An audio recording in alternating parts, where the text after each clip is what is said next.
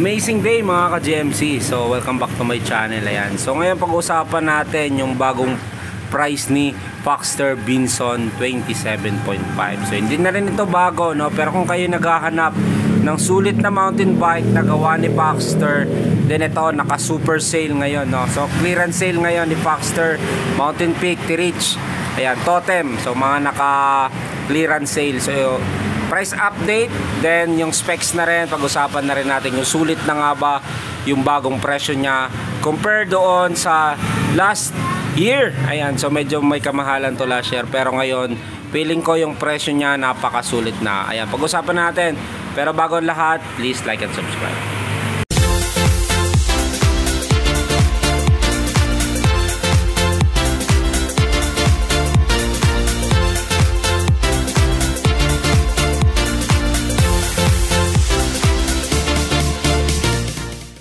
Amazing day mga ka-GMC. So ito na po yung Foxster Binson 27.5. Ayan, kung napanood nyo yung nakaraang vlog ko kay Foxster Elbrus, so sumunod dito, ito si Foxster Binson. Ayan, so ito ay 27.5 alloy frame. Ayan, seat post, stem, handlebar, fork, hub, ayan, crank, ganun din. So pag-usapan na rin natin yung kanyang specs.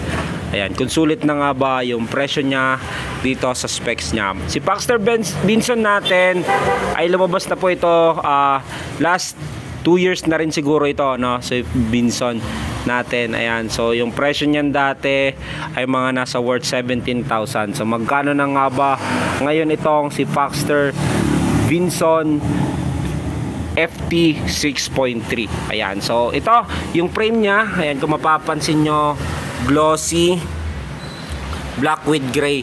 Ayan, so naiiba yung frame nito ng katulad nung kay Elbrus. Ayan, so yung may glitter sa loob.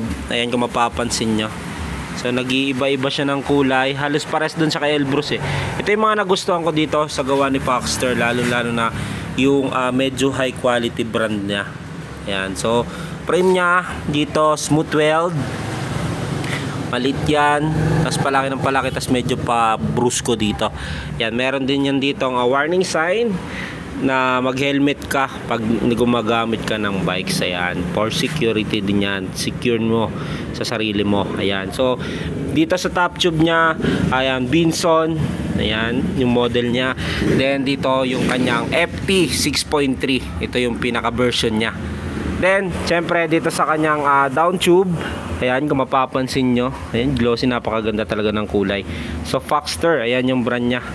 Then meron din yan syempre yung lagay ng battle cage. Ayan, so dito sa kanya namang set tube, ayan, so medium frame, ayan, 2022. Ayan, yung lumabas pala to. So medyo bago-bago lang din pala. Pero 2022 itong ginawa si Foxster Binson. So 10 years, ayan yung sa warranty niya doon sa factory. Pero ito, Foxster is a quality brand, no? So sulit na sulit kayo once nakabili kayo ng Foxster.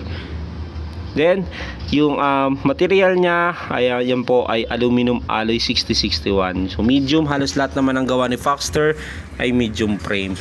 Yung kanya namang seat post, ayan po kung mapapansin nyo, Foxster. Then yung pinakalagi niyang reminders, enjoy life, ride Foxster. Ayan, so Moser ang kanyang seat clamp, quick release. Size ng kanyang seat post ay 31.6 by 350 mm. Yan, yung medyo malaki siya, no? Then yung kanya namang pedal, ayan, yung pedal niya ay alloy na stock pedal. Ayan, maganda, mga silvering. Maganda yung ano niya, smooth yung ikot niya. Pink, mukhang silvering to. Then yung nagustuhan ko dito, yung kanyang saddle na Foxster din na gawa ni Belo. Ayan, so gawa yung Foxster na upuan gawa ni Vicky Belo. Ayan mga ka-GMC. Ayan, so kung mapapansin nyo, ayan, Belo. So alam naman natin yung Belo ay isa yan sa pinaka quality na rin natin na budget na saddle. Then napakalambot. Ayan, dito naman tayo sa kanyang FD and RD nya. Ayan, so sa FD nya, ito ay naka 2x, yung design pala niya 2x, no? So ito Alivio na 2x. So silvering yung kanyang bottom bracket, square type 2x. Then Pro Wheel yung kanyang crank. Ayan, Pro Wheel Raid 2x po ito. Then FD niya clamp type Alivio. Yung RD naman na ginamit sa kanya ay Alivio din. So halos naka-group set siya ng Alivio. Yung FD-RD niya Alivio. Alivio natin, ayan, ay 9 speed. So meron ding Altus na Alivio, meron Altus na 9 speed, meron din yung Alivio na 9 speed. Ayan, so bilangin na rin natin kung sure na 9 speed to. So 1, 2, 3, 4, 5, 6, 7, 8, 9 speed. Ayan, so 11 to 32 teeth. Ayan, so nasa inyo kung gusto nyong i-upgrade na palakihin yung pin mismong sprocket nya. Pero yan po ay yung stock nya ay naka 32 teeth. Ayan. Okay, sa hub naman ito alloy na. Then yung brand nito ay Novatec. Ayan, kung mapapansin nyo, Novatec. Okay, so ito ay alloy. Then I think ito ay seal bearing. Then cassette type na to, no? Then yung holes nya, kaya sa kanyang hub ay 32 holes. Yung kanya namang rim, ayan, alloy na. Faxter ang brand. Ayan, kung mapapansin nyo, double wall alloy yan na MTB. Ayan, yung mismong rim nya. Yung nagustuhan ko dito, yung tire nya. Ayan, sa tire nya ay Kenda tire yung ginamit dito. 27.5 by 2.20. Ayan, malapad-lapad din. Ito ay naka skin wall yung gilid. Then fast rolling yung kanyang gulong. Yung pinaka-Kenda nya 60 PSI nakalagay dyan. Pero yung mga nilalagay lang namin dito stocks kasi mga nasa 32 to 40. Ayan, Honey Badger XC Sports. Ayan yung gulong nya pang XC Sports.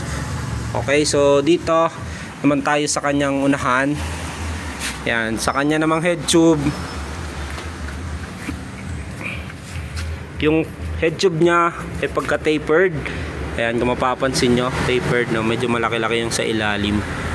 Yan, so Faxter, ito yung logo ni Faxter. Hindi ko sure kung anong size ng tapered nito, pero kung tama ako, ayan ay 44-54 or 44-52. Ayan, naglalaruan kasi yan eh. Okay, so kanyang headset naman nakasama dyan ay ball bearing pa, stocks. Then yung kanyang stem naman, Faxter ang brand, ito ay alloy. Handlebar nya, Faxter din ang brand, alloy din po yan. Yun, handle grip nya, Faxter din. Ayan, medyo may paggat-gat dito. Then rubber. Shifter nya, ayan siya shifter.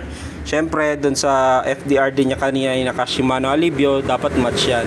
Yung nakalagay dito ay naka 3, no? Pero 2x lang talaga yan. So hindi counted yung nakalagay na window nya na number 3. Pero 2 lang talaga yan, 1 and 2. Release, then up to 2. Okay, Alivio po yan. Ito ay 2x para dito sa kanyang crank. Dito man Alivio din dito para sa kanyang 9 speed na sprocket. Yung kinagandahan nito, no, yung Faxter FT 6.3, yung hydraulic nito dati ay Camrus.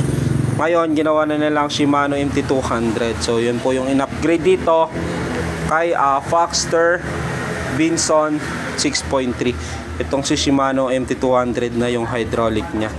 Hydraulic, ibig sabihin yan po yung upgraded ng mechanical natin na brakes. Yan po ay naka-brake fluid na. Yan, yung fork naman ito ay may lockout. Yan, yung single lockout siya, yung ganyan. Kasi meron yung rapid eh. Yan, yung ABS. Yan, ito single lock lang din. Pero yung kinaganda ng fork nito ay alloy na. Then, MTB Faxter ang brand, 27.5. Yan, quick release na rin yung kanyang unahang gulong. Ganon din sa likod. Ayan, yung Novatec, yung kanyang hub. Rotor na ginamit sa kanya. Ayan, Ryzen pad only. Wait lang, check natin kung anong brand to. Ayan, hindi ko sure kung anong brand eh. Pero ito yung 160mm. Then, disc brake na.